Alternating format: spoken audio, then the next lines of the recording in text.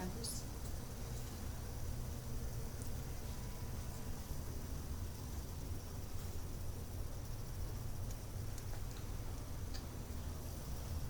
Hello, my name is Sarah Mitchell, and this is my persuasive speech for Professor Gordon McLean's Fundamentals of Public Speaking. Almost everyone would want to be able to say, I have saved a life.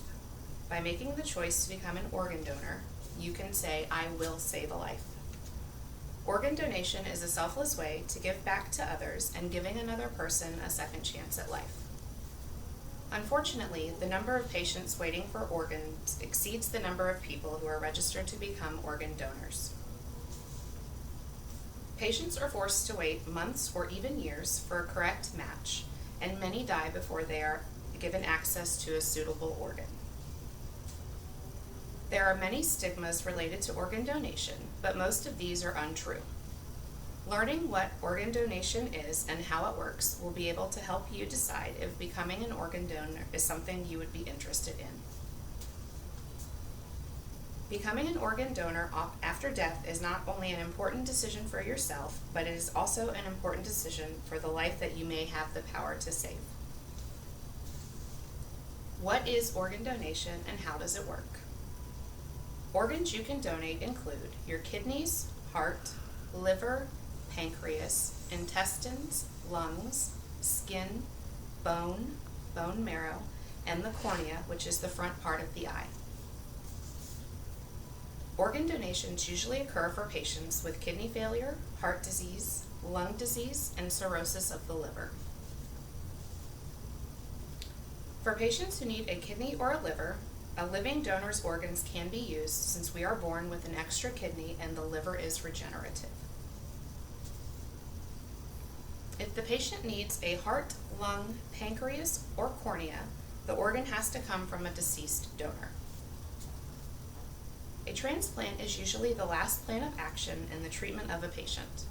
If the patient consents to an organ transplant, doctors put the patient's name on the United Network Organ Sharing, or the UNOS. This database has all the transplant patients waiting for organs and information on all organ transplant centers around the country. The board of directors, which is made up of transplant doctors, establishes policies and decides who will get which organ. Acceptable donors are those who are brain dead but still on life support. They are technically dead, but the body is still functioning, so the organs remain healthy. A match is made when both the donor and the recipient have the same blood and tissue. People of all ages and backgrounds can be organ donors. If you are under 18, you must get permission from a parent or legal guardian before you can register. There are many myths about organ donation, but here are just a few. If you agree to be an organ donor, the hospital won't work as hard to save your life. This is completely false. If you are an organ donor, an open casket funeral is not an option for you. If you donate, this would not be visible to your loved ones. I'm too old to donate. There is no cutoff age, and there have been many successful donors well into their 70s and 80s. How do I become an organ donor? Register with your state donor agency. This is something you can do online, and all you need is your general information. Register with the DMV so your driver's license will show organ donor. This is important in case of an emergency. Sign a donor card and carry it with you. Talk to your family about your decision to help them understand your wishes.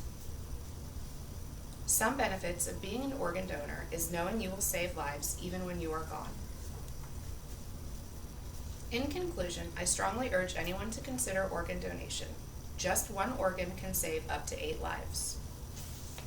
Please help by registering to become an organ donor, and together we can all be proud to know that one day we will save someone else's life.